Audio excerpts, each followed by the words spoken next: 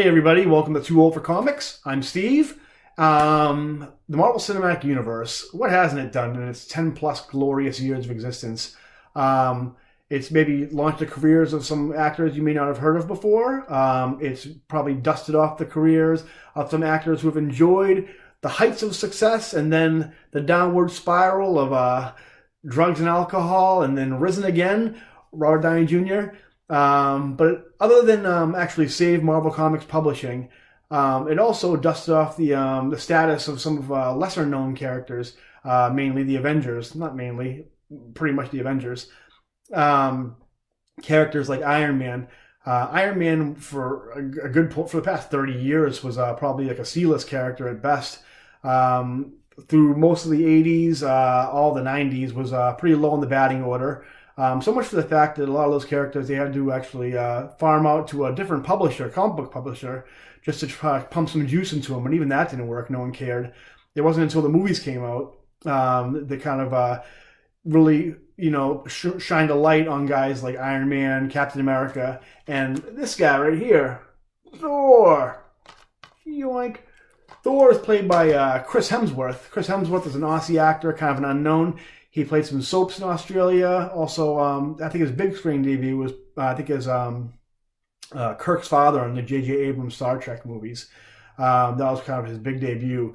But then when he was cast as Thor, he added so much charisma to the role and made him very likable through his 3 movies and a handful of Avengers movies. He kind of took a little bit of a change in Thor Ragnarok, the DVD I just showed you, where he kind of, made a little bit of a goofy character out of Thor, kind of like the Batman Brave and the Bold Aquaman character, which is fine. It was really entertaining and really like a fresh take on the character, kind of. And then you can see, those of you who have seen Endgame have kind of seen that he's gone through another metamorphosis, a Big Lebowski metamorphosis, which should be fun to watch. But when I started watching Thor on the big screen, it kind of got me interested in Thor comics. Now, back in the day, you couldn't pay me to read any Thor comics. It just wasn't my bag. But through the wonders of technology, I've been able to go back and kind of see if there's anything I like about the Odin Son, all the way back to the old 60s Journey into Mystery comics up into the Jason Aaron's current run. And in doing so, I found that there's actually a lot of peaks and valleys in that. For the past 30 years, actually, he's actually had some pretty solid runs from creators. And even in the 80s, early 80s, maybe early 70s, he's had some good runs too. So that's kind of prompted me to make a list of my 5 favorite Thor runs by creators. In light of, especially this kind of coincides with Jason Aaron's current War of the Realms story arc going on in Marvel. This is just a barrel of fun. Even if you're not a Thor fan, pick it up because this is just really fun. So these orders, this list is obviously my own personal preference. You may disagree with it. It's just the order I found the most exciting and the most fun, from least exciting to really what I think is the creme de la creme of Thor writers right now. So what I'll do, without further ado, here's my list. Top 5 worthy Thor creator runs. This drink, I like it. I know, it's great, right? Another! I'm probably going to get some flack for this one, but number 5 in my top 5 most worthy Thor runs, I'm going to put Tom DeFalco. Tom DeFalco was no stranger to taking over titles that had just previously been written by generation-defining creators such as Walt Simonson had just done on Thor. DeFalco himself had just came off a run of Amazing Spider-Man, which he took over for Roger Stern and John Romita Jr., who have, to this day, have a pretty beloved legendary run on the character Spider-Man. And he was just about to do the same thing again on Thor. So what's a guy to do besides basically just write the hell out of the book the best way he knows how? And that's exactly what he did. DeFalco took over the book in the late 80s, I think around 87. And it definitely reads like a late 80s, early 90s book. And that's basically why I love it so much, is because of the nostalgia factor. And not the nostalgia factor in nostalgia the way people use it now, where it's like, hey, remember that guy? Or remember when this happened? No member berries. It's basically, I can just, when I read those comics now, I can kind of put myself in that decade, like in the late 80s, as a kid watching like, Ghostbusters and He-Man, and kind of like, that's what I like about DeFalco's writing is he writes very much for my age bracket during that time. He's a very Saturday morning cartoon, very action figure type serialized writer. His style of writing is very of its time. It's very DeFalco gets a lot of flack for like being very gimmicky and very corny with his dialogue, but for here it works because it's very like I said, it's very much Saturday morning cartoon. A lot of the dialogue is really ridiculous, and there is a lot of gimmicks in it. But for this run, it works because it's just fun. Like this Thor run could very well be an animated series. He does a lot of like action figure type stuff with the Requiem for a Wrecker, Black Galaxy, the big Celestial story, Thor versus Loki, which Loki actually ends up dying in it, and it very well could be a show I would have watched as a kid.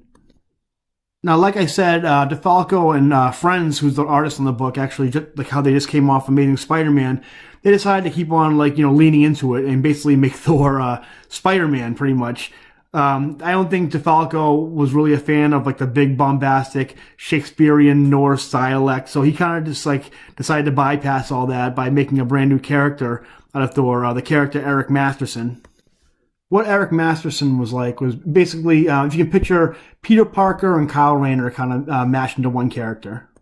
How he came about was basically, every Thor writer basically has like an alter ego for Thor. I guess Donald Blake was the original one by Lee and stuff. Other writers had done, I forget the other guy's name, but basically they kind of like a human form for Thor to kind of bring out the more human aspects of stories rather than just have it always be like, have at the type stuff. And how this character came about was basically there was a fight between Thor and Loki, and basically Thor kills Loki allegedly. And so since Loki is Odin's son also kind of, what Odin does is basically punish Thor by banishing him from Asgard and giving him another human form. Oh, no, actually, no, I'm sorry. That's not what happens at all. He actually banishes Thor and bestows his power upon this guy, Eric Masterson of Earth. I screwed it up there for the video. So Eric Masterson is like this, down the luck. He's not a loser, but he's like, a struggling human type. He's, divorced, has a kid. And so basically you give him this, even more of a fish out of water type, scenario where he's in Thor's body at times. If he doesn't have if Thor doesn't have his hammer for like an hour or something like that, he turns into Eric Masterson. So he's basically, in Thor's body with Eric Masterson's mind. And so that way DeFalco can kind of bypass all the Norse like dialect that he doesn't want to write. And it adds some cool, not cool, but like funny, kind of, interaction between the Asgards and Eric Masterson, cause like it's like Thor, but, he's really Eric Masterson. And so the whole story kind of revolves around him finding, the real Thor and balancing his life between Eric Masterson. And so basically what happens, he ends up finding Thor, and then one of them both go kind of crazy because of, I think it's either Loki or Enchantress, that's what it was. And so they end up fighting. Thor ends up taking his hammer back and his powers back, and then Eric Masterson ends up becoming Thunderstrike, which is like the most, actually, I would say, I don't know which is more of a 90s Thor, the Thunderstrike or Warren Ellis's run of the character. But it's a pretty heated race between the two. He ends up getting a mallet, and it's really dumb. But the whole run is just really, really fun. I would recommend. If you're a big Thor fan, read it. If you're not a Thor fan, you're just dabbling. It might be a little tough to get through, but it's definitely fun. Ron Friends' art. He channels his best Kirby. It's a good mix of Kirby and John Byrne, and the art is really good. The stories are really fun, so I recommend picking up Tom DeFalco's run on Thor. Number 4, Dan Jurgens. Dan Jurgens started his almost 80-issue stint on Thor in the late 90s. It was coming out of the Heroes Return storyline, which in and of itself was a a sequel to, I don't know if you call it a sequel, but it was the conclusion of the Heroes Reborn storyline, which was the Rob Liefeld, Jim Lee abomination, which was a thing that happened. So, but anyway, a new number one with Thor. He was the hero who took a little bit of a hiatus during Heroes Return. The Avengers, Captain America, and all those guys, Fantastic Four come back, but Thor had kind of stayed in limbo for a little while after trying to stop Doom during that storyline. But anyway, he ends up coming back with a new number one comic, and the art on this book is by John Romita Jr., who, in my opinion, is the only worthy successor to Jack Kirby. His art is very Kirby-esque in this. I think this is where he kind of really hit his prime as an artist as a whole. But keeping with the Kirby influence, what Jurgens tried to do was give basically what Stan Lee and Jack Kirby had done in the beginning and give Thor a mortal identity again.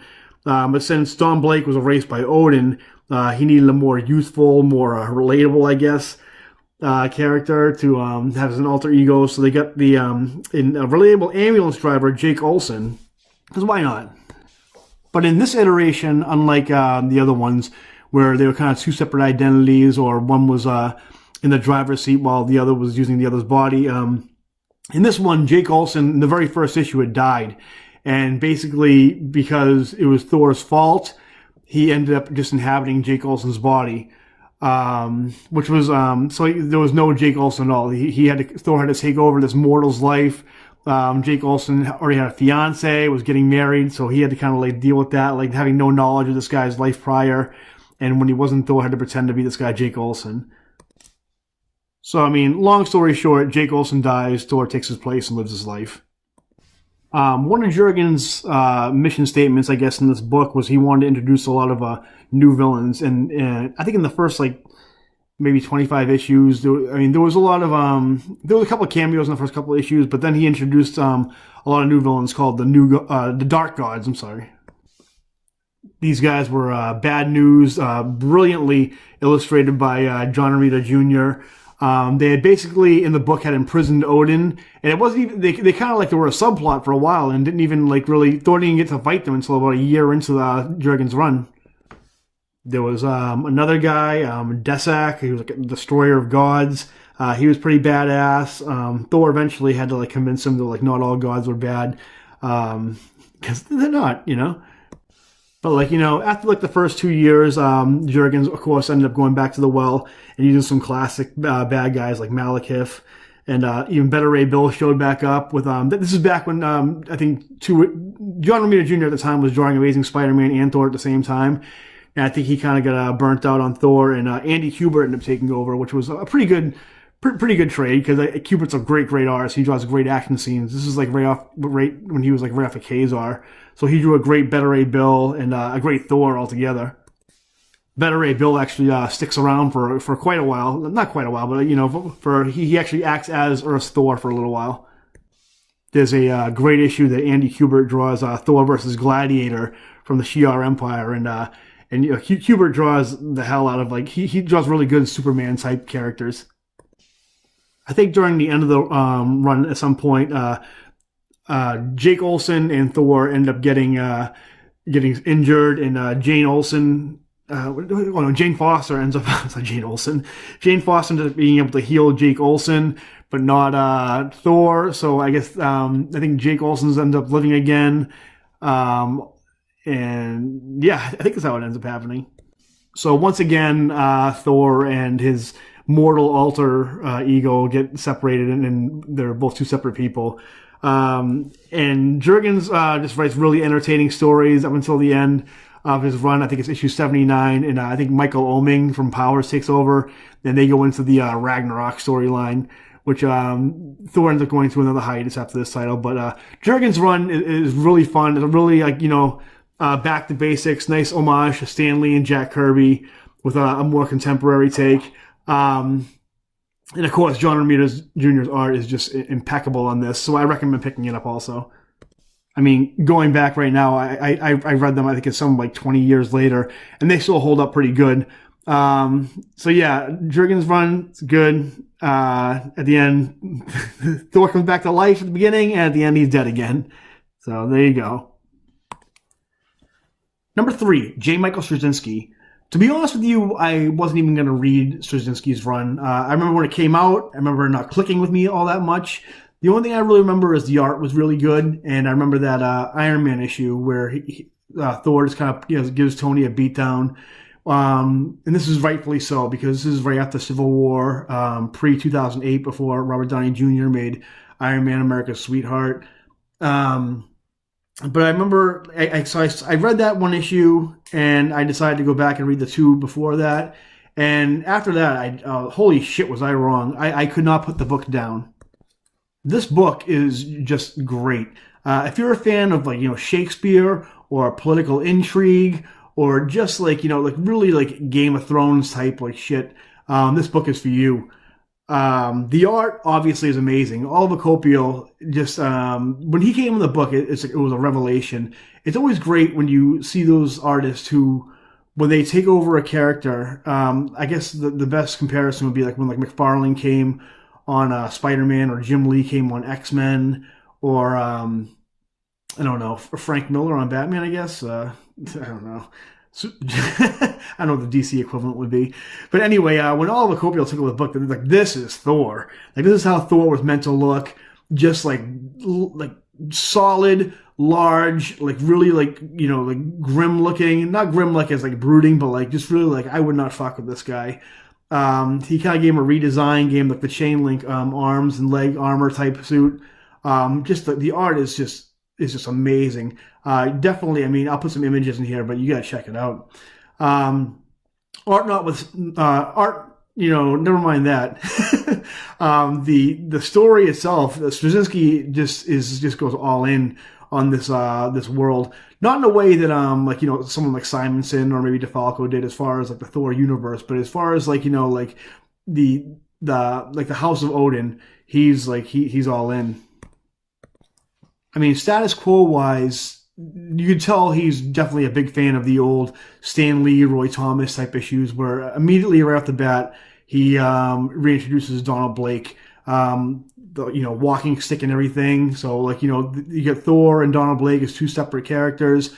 Blake is a doctor in a small town in Oklahoma.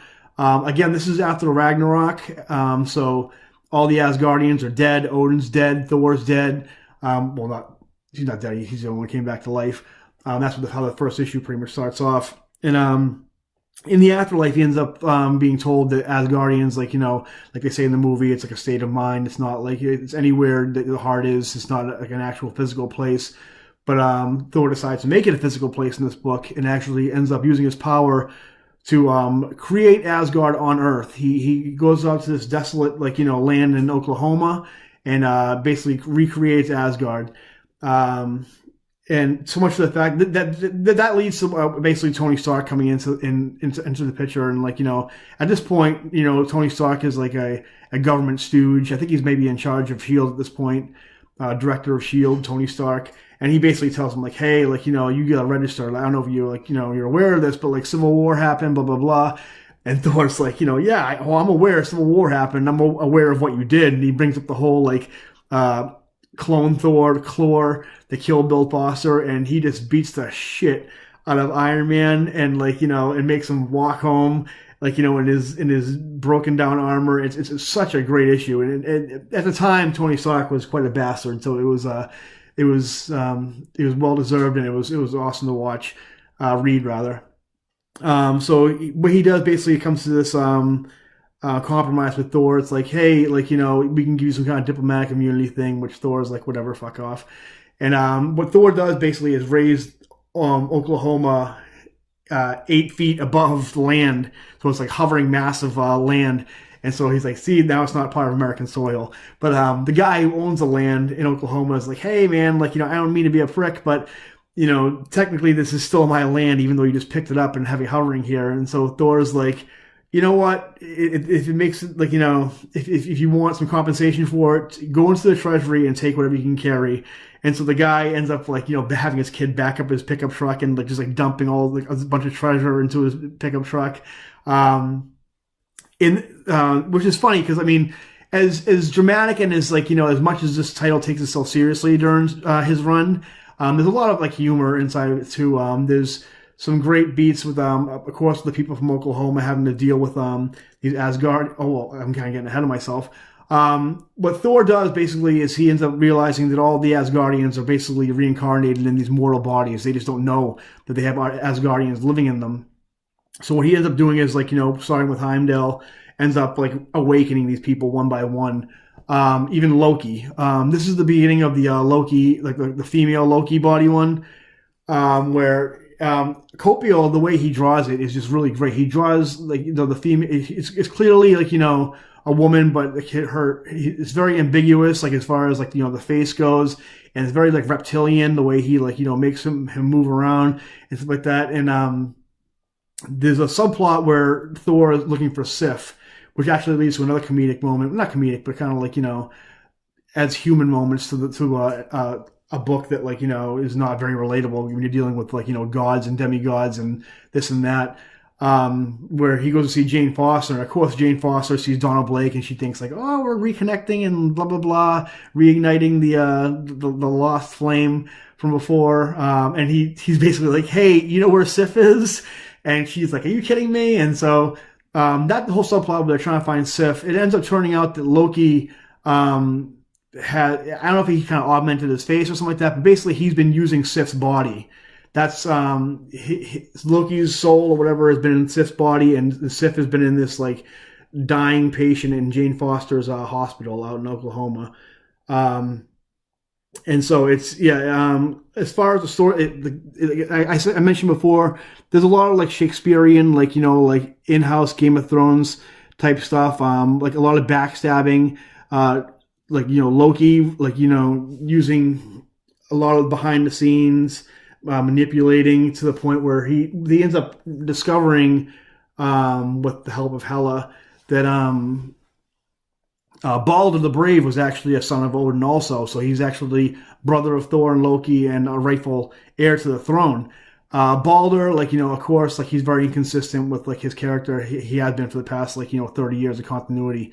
Sometimes a pacifist, sometimes he's just like, incompetent. But he ends up becoming king, and he's still a good, competent character, but he's so unsure of himself that he's constantly second guessing himself.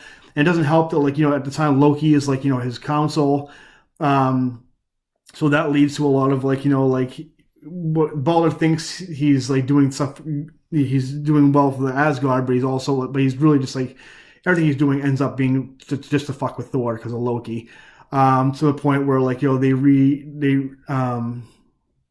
end up relocating Asgard to Latveria, where Doom starts experimenting on Asgardians and all this kind of stuff. And there's a lot of great interaction between this Asgardians trying to assimilate to America, and with the mortals, to the point where there's actually some mortals who go on Asgard and try to interact with them. With one guy, Bill, who ends up having a relationship with Kendra, and yeah, it's really cool. It plays with a lot of cool tropes, but in interesting ways. I can't recommend the book enough.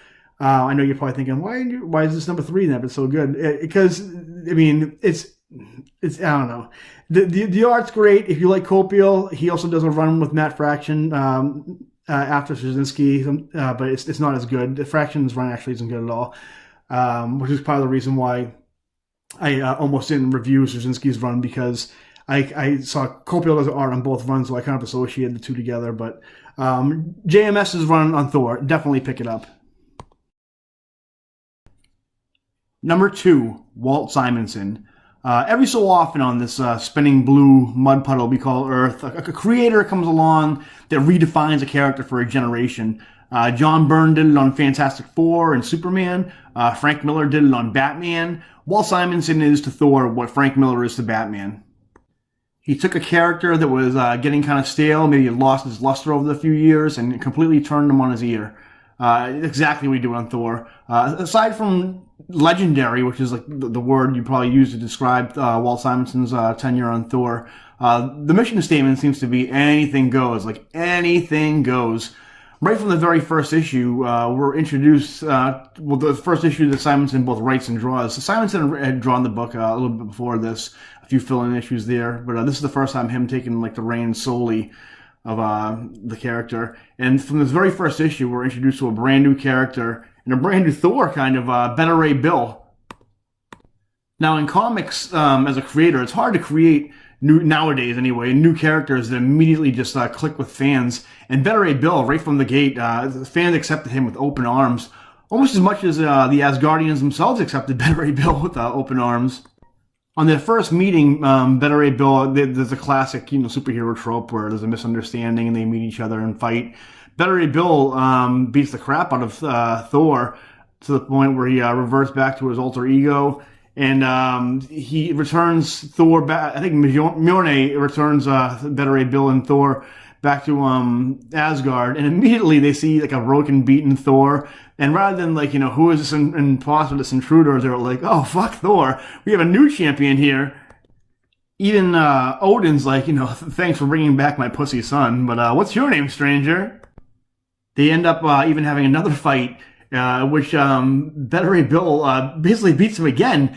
And they're both, healing out. They go to the healing room and stuff like that. And Odin's like telling Thor, like, oh, you're lost with honor, son, blah, blah, blah. And then goes to see Bill and is like, hey, man, like, we need a new Thor around here. And you got a way better costume and you're cool and horse looking thing. You're the Thor for a new generation. That's how well Beta Ray Bill was just like immediately like welcomed into the fold of the Thor universe.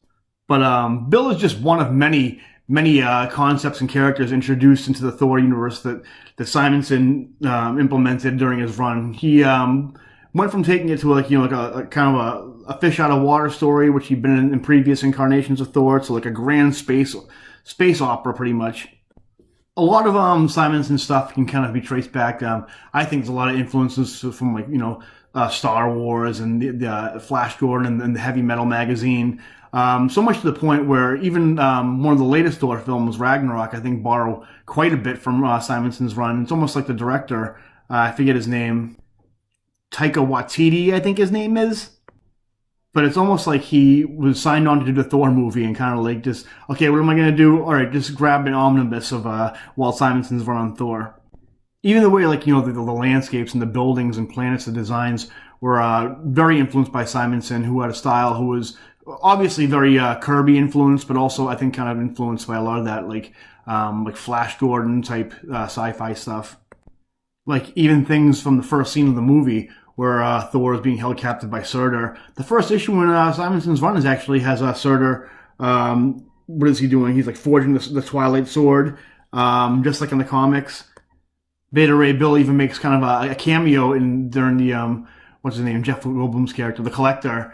There's a little inside the arena. There's a little statue of kind of a Mount Rushmore of warriors, which Beta Ray Bill's there. But Simonson in the comic anyway just kind of goes for broke, even with the characters like Executioner mowing down a bunch of demons and I forget what he uses, like AK-40. I'm going to use AK-47s because I don't really know much about guns, so I'm just going to use the standard. Also, like there's characters like Balder the Brave, which he introduces the concept of him becoming a pacifist or that, like an Asgardian who kind of lives for adventure and like battle, like turning to pacifism.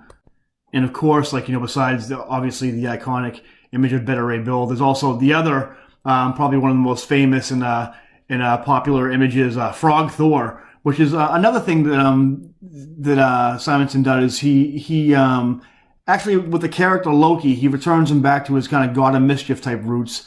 In this point in the book, Thor does battle with Loki yet again and kills Loki this time, seemingly. And in doing so, Odin once again banishes him from Asgard. He is like trapped on Earth. This time he has another mortal body, not Donald Blake. This time his name is what is it? It's like Sigurd something. Sigurd Jarlson, I guess, because why not?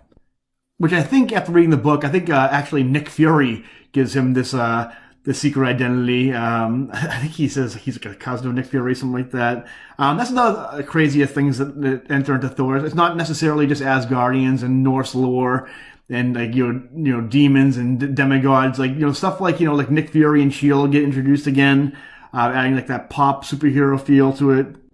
And as like epic and space opera like as this book can get, There's also great moments of humor in it. Like I mentioned, like the frog, Loki turning Thor into a frog, which is great. Also, there's Simonson, like, throws in little side gags. Like there's a moment where this is before, Disney acquired Marvel, and this would never happen in a million years. Sigurd Jarson actually bumps into Superman, Clark Kent at one point, where it's clearly John Byrne's Clark Kent, which is pretty funny.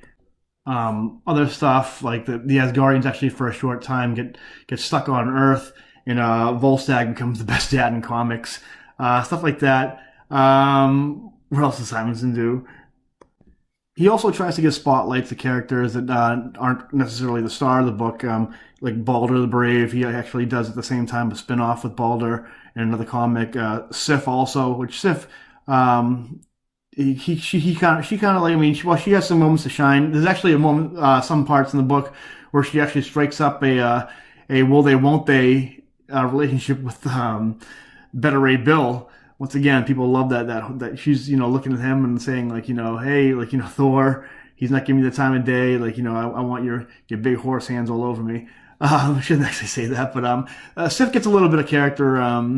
She gets fleshed out a little bit in Simonson's run, as do all the characters, like Odin, all these guys. They all have distinct personalities, and Walt Simonson does a really good job of keeping things fun and keeping things epic, and his run is just like, it is just crazy good. It's just the stuff of legends. Like I mentioned before, that I put Simonson as number 2 because, like I said, Simonson is like the Frank Miller of Thor, where he kind of defined it for a generation. But the thing is, in doing that, he defined it for a specific generation, just like Frank Miller did with Batman. Which, when you go back and read it, it definitely reads like an early '80s, late '70s comic for sure.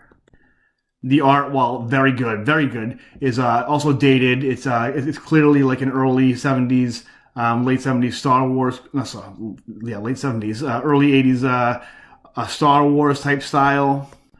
A lot of the dialogue and setups are very of its time, but I mean, it's still great and it's still entertaining. And if you're a Thor fan, it's required reading. But it's definitely dated a little bit. So while I would definitely call Walt Simonson's time on Thor a masterpiece of art, like anything else, art can be subjective, and I wholeheartedly think you should read Walt Simonson's run. If any Thor fan would enjoy it. I wasn't a Thor fan. I definitely did. I might read it again, actually. Number 1, with a bullet, Jason Aaron. Now, I know what a lot of you guys are probably going to say. Walt Simonson not number 1? Blasphemy. Where's Stan Lee? Where's Roy Thomas? The guys who basically created Thor. Hear me out here. Jason Aaron, while he may not have, invented the wheel, he definitely reinvented one hell of an awesome wheel with his run on Thor.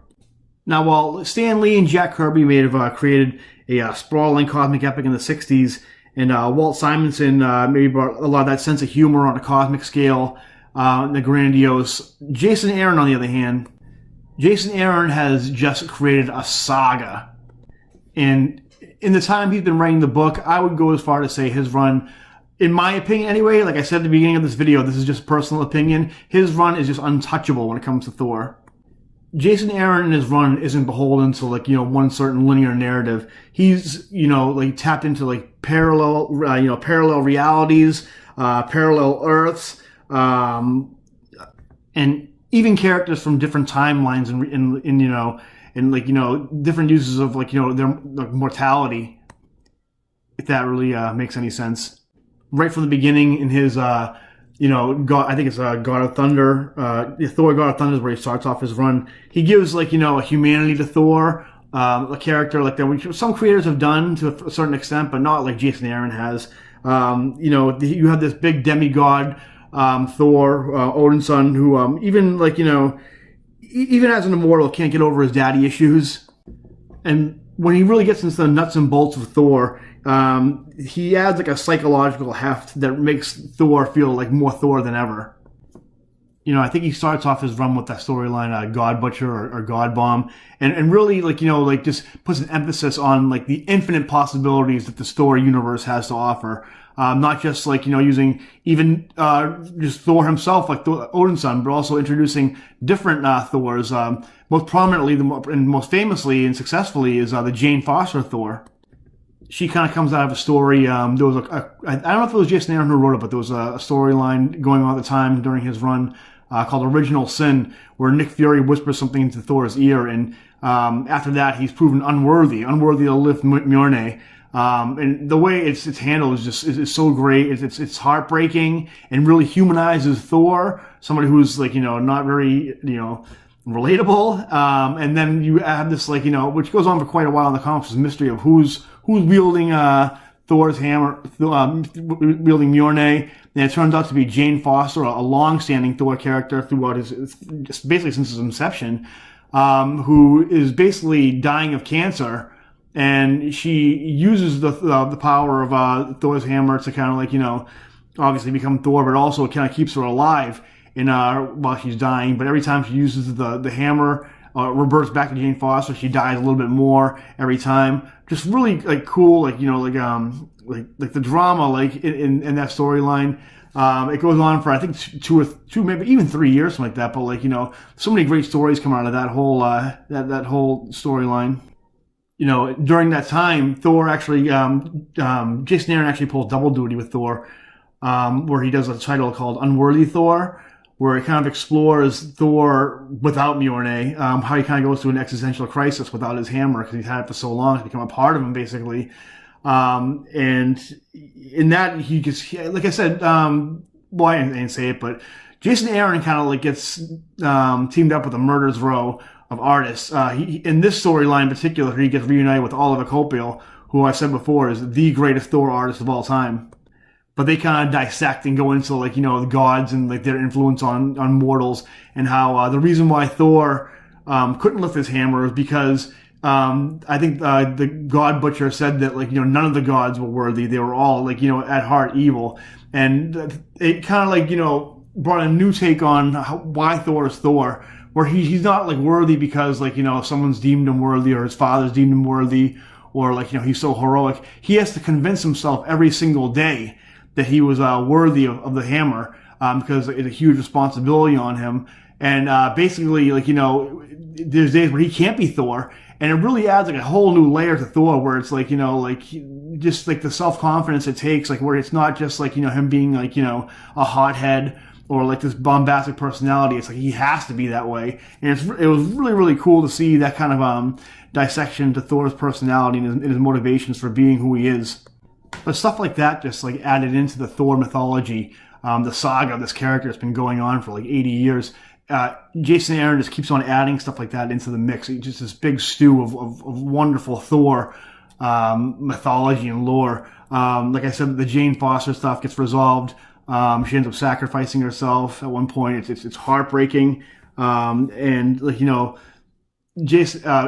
ends up, I think right now in the comics, his arm's cut off right now. He's not even, I don't think he's even using Mjolnir right now. I'm sorry, I've read so many Thor comics in the past couple of weeks, so I'm confused with what the status of Odin's son is right now. But yeah, I mean, but like the subjects of like, godhood that he touches on, or whether or not gods should even exist, are just crazy, like, themes that like, that Aaron, puts in his book. Aside from the best thing about it is, I don't want to trivialize his run, but I mean, one of my favorite things about his run that he keeps on bringing back up is Space Sharks, which is just this great, like, just a prime example of how crazy and fun and anything goes Jason Aaron's run can be. I can't possibly do this run any justice by explaining in my rambling right now and stuttering and this, and don't forget about that. But I definitely, his run is still going on right now. Still going very, very, very, very strong. There's a big crossover right now going on, War of the Realms. I think it's like in issue 4 right now. But it has, Malekith back in the mix, and Jane Foster actually is back in the mix. I won't spoil it, how she is or what her role is. But Jason Aaron's run, holy cow, the definitive, the alpha and the omega of Thor for me, as far as I'm concerned. And this is coming from a guy who never touched a Thor book in his almost 40 years of existence, and in the past month has read over 300 issues of Thor from different periods. And I can tell you right now, without a shadow of a doubt, that Jason Aaron's run on Thor is the best run on Thor you will ever read. If you're not reading it, go pick it up right now. Go to your local comic book store and say, hey, give me every trade paperback or give Marvel some more of your money and get the Marvel Unlimited app and just start binging these issues, because I promise you, you will not be disappointed. Number one on my top 5 most worthy Thor runs of all time, Jason Aaron, without a shadow of a doubt. So anyway, that's my list. Top 5 most worthy Thor writers of all time. You may not agree with me. Probably not. You may agree with me. Like I said, this is just a personal preference. I've never read any Thor comics in my life up until this point. Well, that's not true. Maybe a few here and there, but it was definitely by accident. But I definitely, in the past, month, I've read probably a good amount of Thor's history. If you're a Thor fan, God bless you. You've really, they don't make it easy as far as collecting these books. I obviously, binged them through a digital means. No way could I even think about collecting these books. It's so confusing. The thing starts off in Journey into the Mystery, then goes on for a while there, then goes into his own title, then goes back into Journey of Mystery again, which never gets renumbered. It stays the same numbering, then goes to Mighty Thor, then goes, to Thor, then relaunched, then back into Journey into Mystery, which also doesn't get renumbered again, then back into Thor, then goes on with a new number 1, then goes back to its original numbering, then goes to Mighty Thor again, and now then goes to another title, renumbered again and again and again and again. And just trying to collect these books would just be maddening for me. But holy crap, I digress. I'll kind of spotlight, after reading all these books through decades spanning Thor tales, I'll name one thing that I like. I can take away that I really like about Thor, and one thing I don't like. One thing, obviously, the entire run, the top 5 writers, Frog Thor. I want to see more Frog Thor. I want to see Frog Thor in the movies.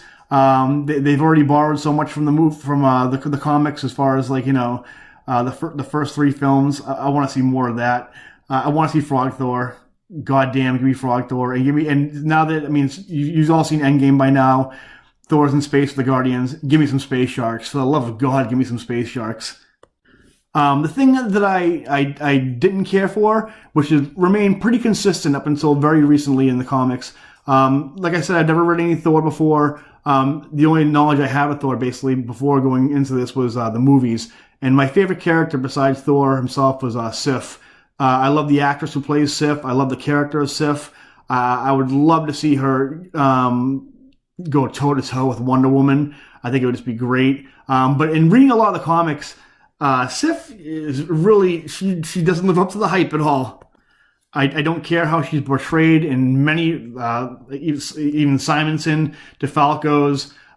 She's kind of played as she's one of the Warriors 3, but only when it's convenient for her. Kind of, there is moments where she'll go into battle and she's essential to moving the plot forward. But a lot of times she's just spent she's obviously put as Thor's love interest through most of his history, which I don't care for at all. They kind of touched upon in Dark World, the movie. But what she basically does, she's loves Thor. Thor loves her, I guess. But a lot of times, when things begin to escalate in their relationship, Thor gets all emo and gets torn between Midgard and Asgard, and his love and heart is is in 2 different places, and Sif spends most of her time just moping around saying it's really dumb and not useful to the character. A really great character who has a lot of potential and just doesn't get the time of day.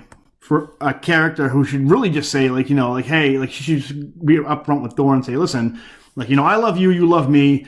Let's just Midgard, anybody just go out and adventure and bang and have the most beautiful kids in the world, because they would be, and just that's the way it should be. And if you don't feel that way, Thor, then peace out. I'm gonna go hang out with Better Ray Bill. He'll appreciate me. So yeah, that's my only complaint with all the Thor comics. I went in really expecting Sif to play a bigger role, but she left me pretty disappointed as far as a lot of writers' usage of her goes. But anyway, once again I digress. That's my list. Let me know in the comments what you think. What's your favorite Thor run? Is there anybody I didn't mention? or you disagree and you want to justify your list. Let me know in the comments. And let me know also any more runs of characters you'd like to see me talk about. If you enjoyed this at all, probably not. But remember to like and subscribe. Remember to hit that bell button to get notifications for new videos for Too Old for Comics, and support the things you like by liking and subscribing them and letting people know that you like them. That's gonna be it. Talk to you later. Bye.